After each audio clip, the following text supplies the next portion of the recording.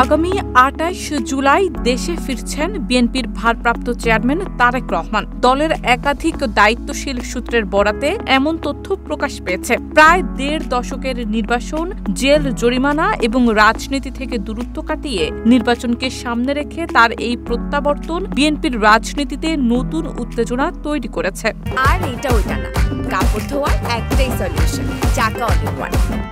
দেশে ফিরে তারেক রহমান গুলশানে ১৯৬ নাম্বার বাড়িতে উঠবেন বলেও জানা যায়। ইতোমধ্যেই বাড়িটি সার্বিকভাবে নিরাপত্তা নিশ্চিত করে প্রস্তুত করা হয়েছে। চলাচলের নিরাপত্তায় এরই মধ্যে তার জন্য বিশেষ বুলেট প্রুফ গাড়িও ব্যবস্থায় রাখা হয়েছে।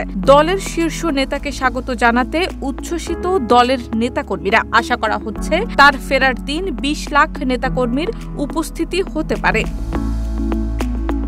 দলের নেতাদের মতে আগামী জাতীয় সংসদ নির্বাচনের সামনে রেখে তারেক রহমান সরাসরি রাজপথে নেতৃত্ব দেবেন। তার রাজনৈতিক কর্মসূচিতে অংশগ্রহণের জন্য সর্বাত্মক নিরাপত্তা পরিকল্পনাও চূড়ান্ত করেছে দলটি। ২০০৮ সালের পর থেকে তারেক রহমান লন্ডনে আছেন। তার বিরুদ্ধে ২১ আগস্ট গ্রেনেড হামলা মামলায় যাবজ্জীবন দণ্ডসহ একাধিক মামলা থাকলেও সাম্প্রতিক সময়ে আওয়ামী লীগ সরকারের পতনের মধ্য দিয়ে বেশ কিছু মামলায় তিনি খালাস পেয়েছেন। এখন তার দেশে ফেরা ও নির্বাচনে সক্রিয় ভূমিকা নেয়ার ক্ষেত্রে কোনো আইনি বাধা নেই বলে জানান আইনজীবীরা।